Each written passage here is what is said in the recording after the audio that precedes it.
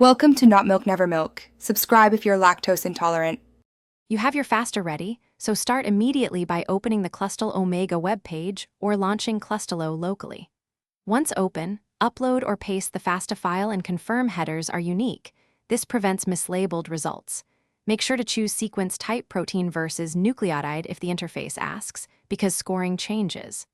Also select a sensible subset if you have many sequences, since long runs slow you down. After upload, review default settings and prepare to choose output format on the next step. Once done with upload, choose your output format: Clustal for readable alignment, Stockholm for downstream tools, or FASTA for simple sequences. You should increase iteration count to 1 or 2 to refine alignments.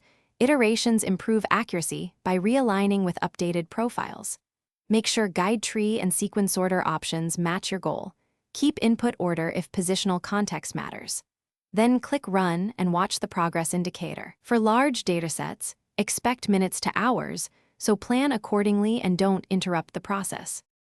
When the job finishes, download the chosen alignment format and any tree file. Save both for reproducibility.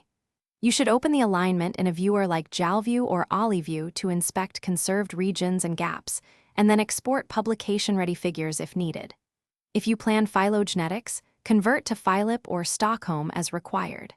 If results look suspicious, check your FASTA headers for duplicates, retrim sequences, or adjust gap penalties. These fixes resolve most common alignment errors quickly. Thanks for watching. If this was helpful, leave a like and consider subscribing. See you next time.